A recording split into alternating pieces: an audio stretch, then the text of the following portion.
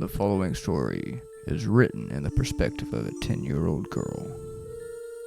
A week or so before my 10th birthday, I walked to the corner store with a $5 bill and picked up a jar of ragu for my mom. On my way home, a man I'd never seen before fell in step with me and began talking.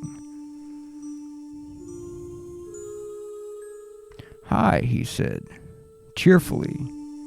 "My name is Dr. Ramsey. I'm a pediatrician. Do you know what that is?" I walked silently,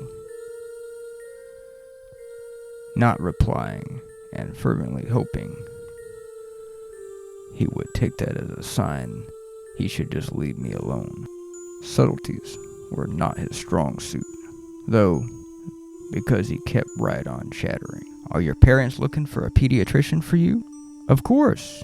You're almost a big girl now. You'll be needing another kind of doctor soon, won't you?" "That's okay, though.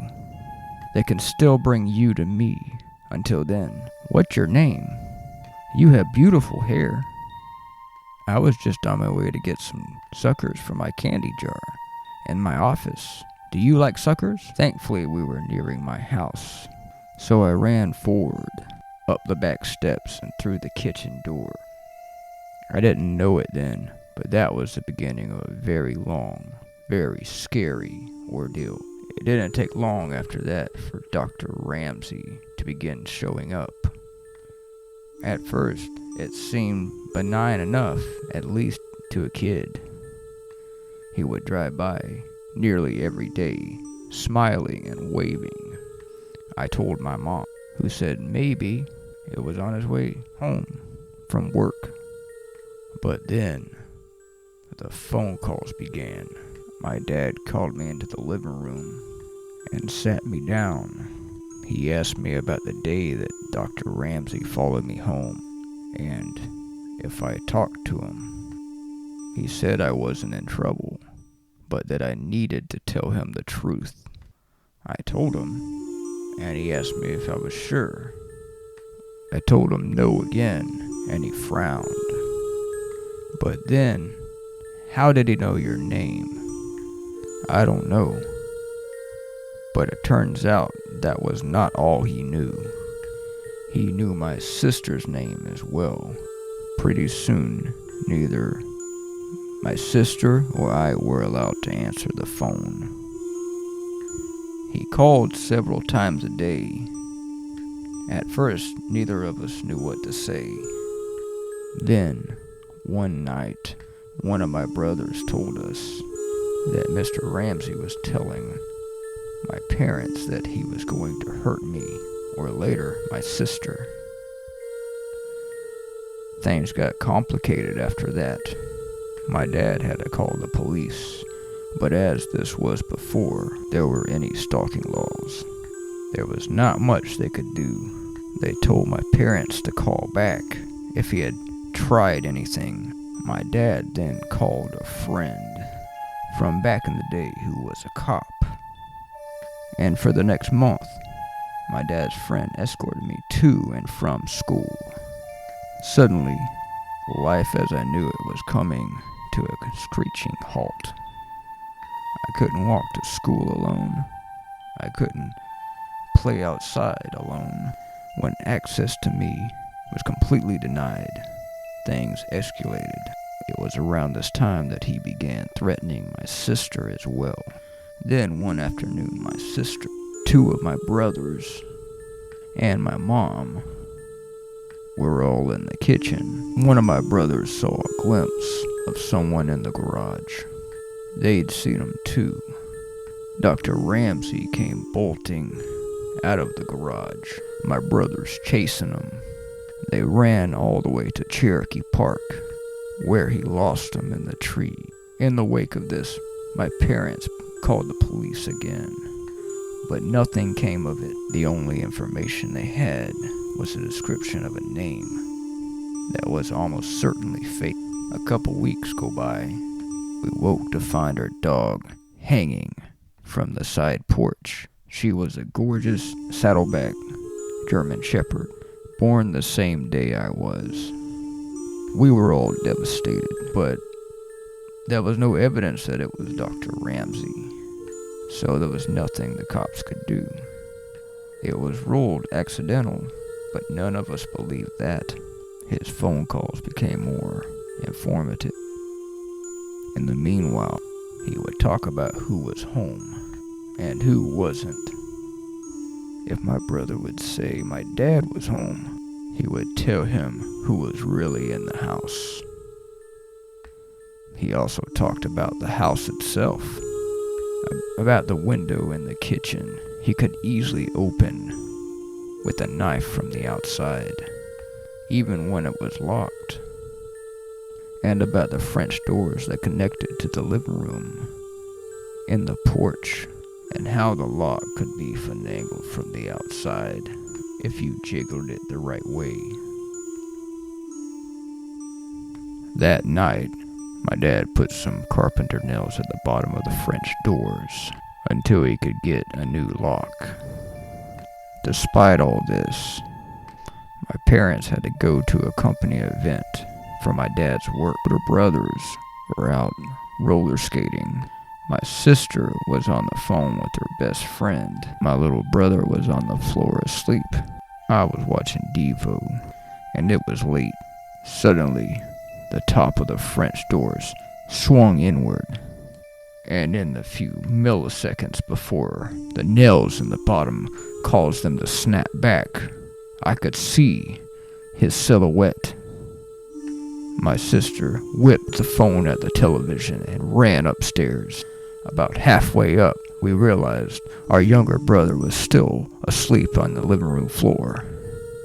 So, as quietly as we could, we slipped back down the stairs to get him. We all went into our bedroom and didn't turn out the light. This way we could see outside. We watched out the window for a while, and when we saw nothing, we crept down the hall to our brother's room to look.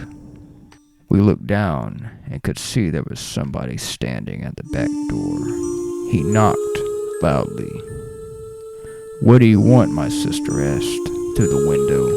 "I have a pizza for delivery. Come and get it," he said.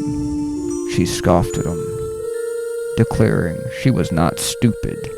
She could see he didn't have a pizza, and she was calling the cops. He left after that. A short while later, my brothers returned home. We told them what happened, and they walked around the yard looking for him, after which they came back in and things settled down a bit. By now, we had pretty much given up calling the cops because it never helped. So we just walked back in, each of us, except my youngest brother, who was still asleep, carrying the knife from the kitchen, just in case. Eventually, one of my brothers went to the kitchen to get a bowl of cereal as a snack.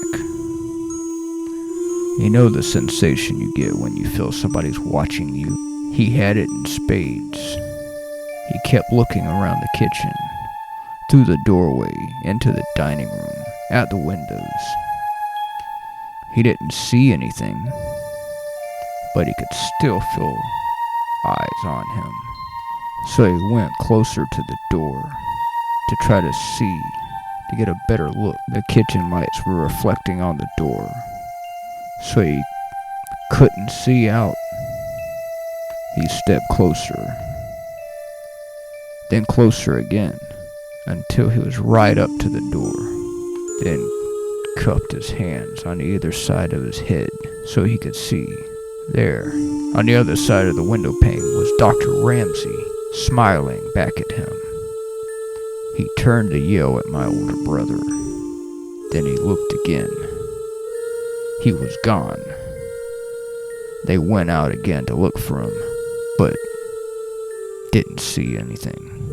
The next night, we were at the table playing Crazy Eights, and my brother was restless.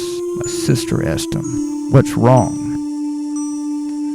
He always said he feels like any minute now there will be a boom, boom, boom on the door. Almost immediately after finishing his sentence, there was a banging on the right window behind him. In the chaos, the two oldest ran out, but he was already gone. A couple of weeks later, I was at school, and we went outside on the playground during recess.